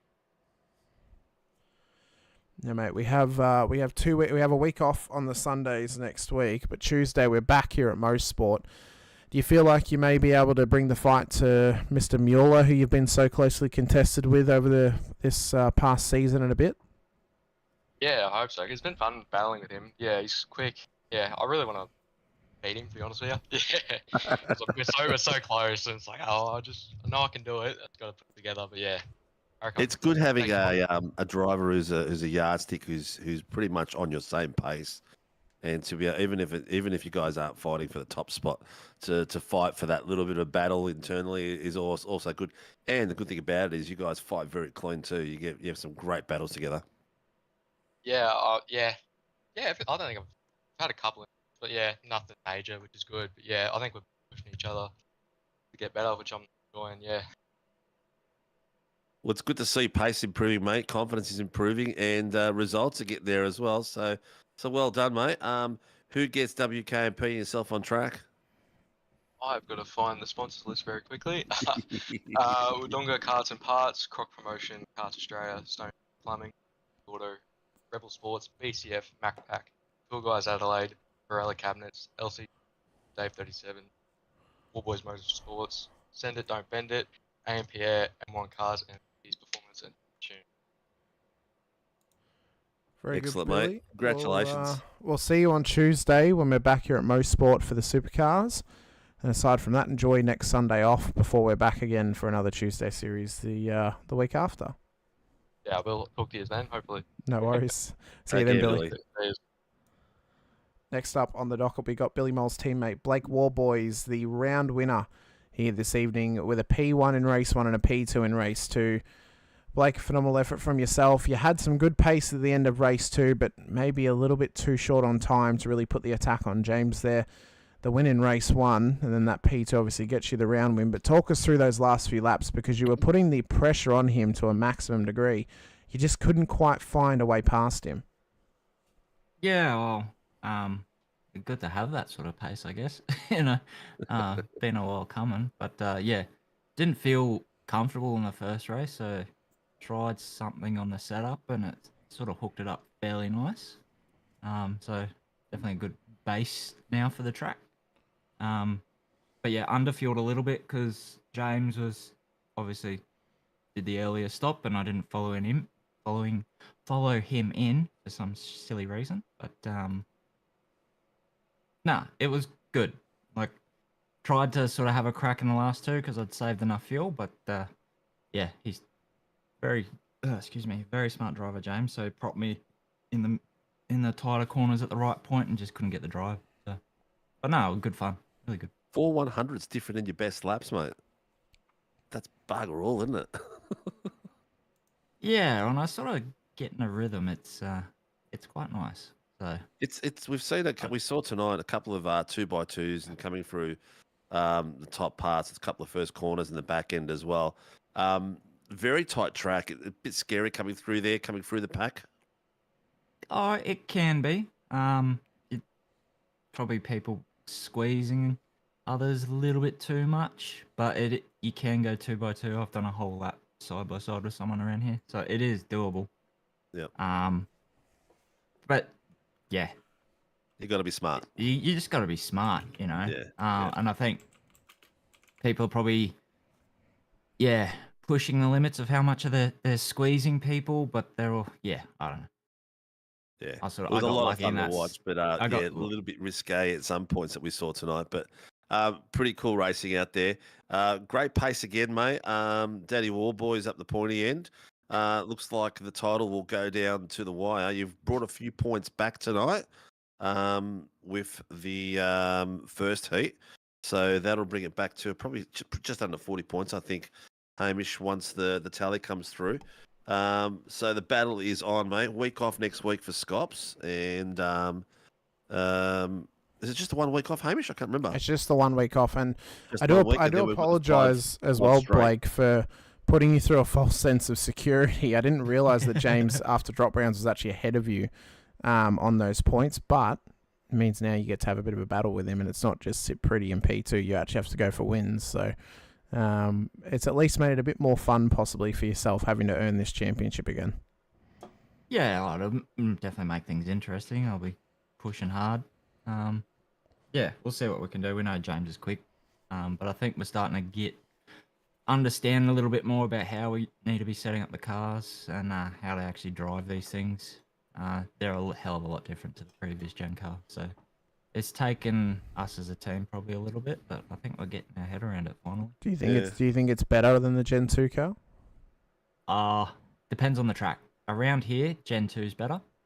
Bathurst, I reckon the Gen 2's better, because you can just throw the car around and it just grips, and it's just a pleasure. But then, like, the street tracks, like when you've got enough grip, these are a lot more fun. Yeah, it just depends on the track, just because of the way they don't have that front end bite anymore. Probably lacking just that little bit of front end through the mid corner, and maybe a little bit in the tyre development sort of things. But maybe something iRacing probably will at some point patch going through. Do you think? Maybe you never know what sort of feedback they're sort of taking on board. Whether I'm pretty sure Brody Kostecki was pretty heavily involved, so you never know what sort of feedback the likes of those guys are sort of giving to iRacing about what the car needs to be changed.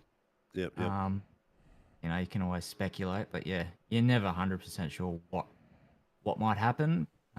Hopefully, like a little bit more front would be nice, but hopefully it doesn't change dramatically where we have to go searching for setups again. Yeah, I think it's going to take a good 12 months of this car for people to sort of really break down what it does, what does in the setups and that, and then hopefully, like you said, iRacing won't put that back to zero. Yeah. With a major change. But, mate, great effort tonight. Who gets WKMP and Daddy Warboys out on track, apart from Mum and Bub? Yeah, well, I should say a very happy first Mother's Day to Gemma, and a happy Mother's Day to my mum as well. I'm sure she'll be watching, or Dad will be making her watch the stream, I'm sure. Wodonga Karts and Parts, Croc Promotion Karts Australia, Stone Street Plumbing, Super Cheap Auto, and the Super Cheap group of companies. Pool Guys Adelaide, Barella Cabinets, LGC Images, Dave 37 Racing, Warboys Motorsport, Send It Don't Bend It, Ampere, M1 Cars, and Pecky's Performance, and Dynatune. Very good, Blake. Best of luck on Tuesday when we're back here for the Split 1 and Split 2 action. We look forward to seeing how you and the rest of the WKMP crew go. And we're back at Mosport. Yeah, sounds good. Thanks, guys. All right, thanks, Take Blake. care, mate. Good luck. Cheers. Next up, we have P1 on the road in race number 2. P5 in race number 1, Mr. James Scott of the Chiefs. James, tough night on the road for you, having to battle your way from the back of the field up to P5 in race 1 and then P1 on the road in race 2. I suppose the benefit is you didn't have too many cars to try and pass, but the battles were getting very hairy in race 1. Those guys were not letting you have it easily. And then race 2, you at least had the benefit of starting within the top 5. How'd you feel after all that? Because I know Mosport can be quite difficult at times, especially when trying to battle through a pack, but sort of once you got up to those more sort of pro level in quotes drivers inside the 10, they weren't letting you have it for free. They were making you earn it. And have any of them made you sweat possibly for the first time? Yeah, it was a fun night.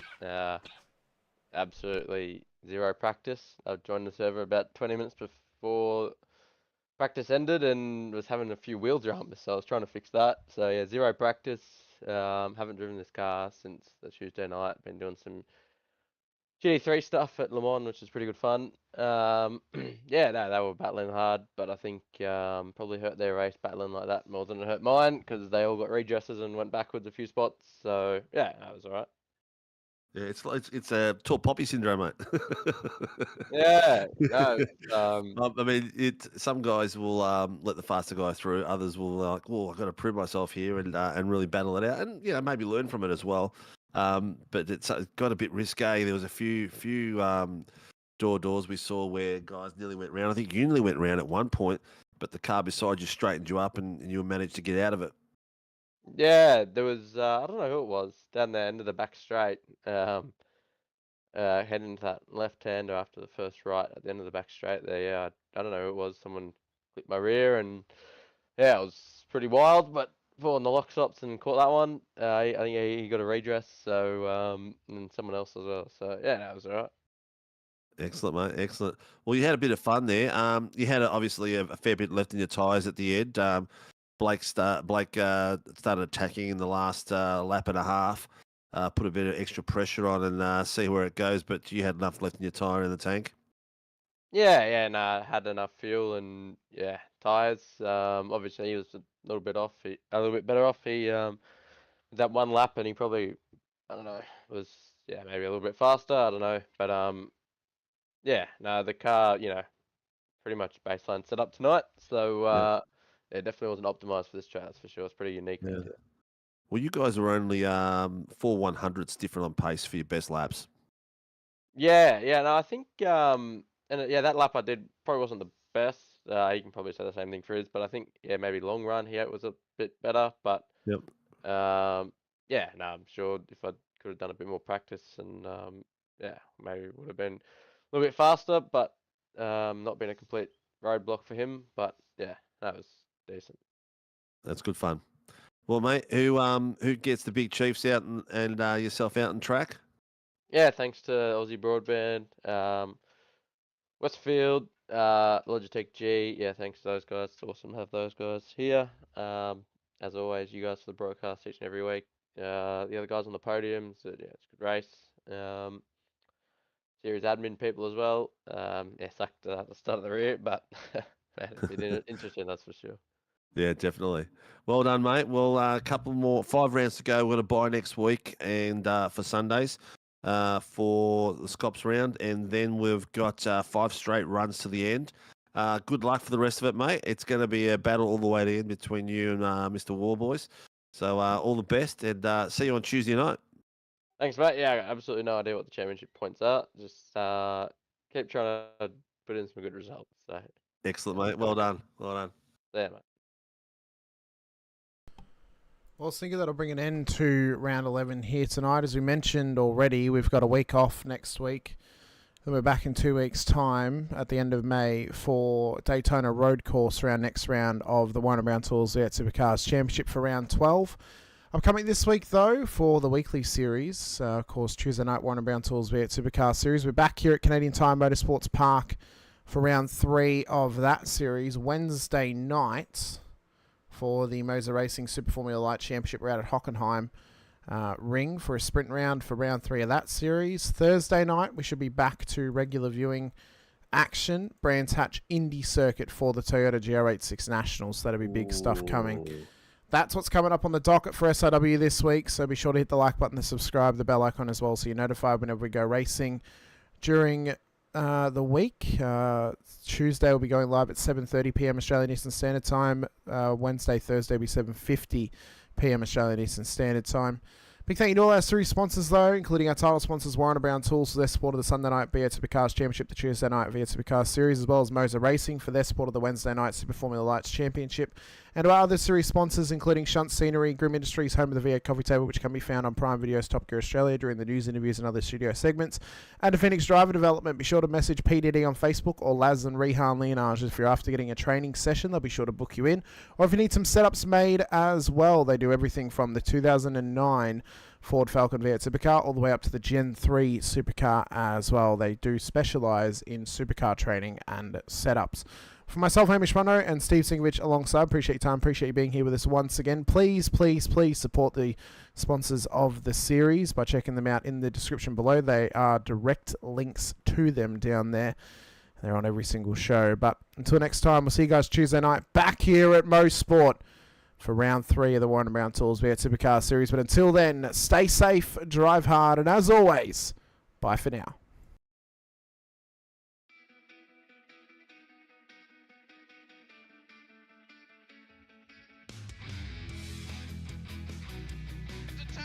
This is amazing. I was clash heads again. This is like Chad Moscow and Cam Waters. Almost the same situation. Better contact going down the hill. Sam Noble wants to sniff on Dave Coleman now. Sam Noble bottle right now because tell you what, Reece Tanak and Jamie Dyke just absolutely drove away from us.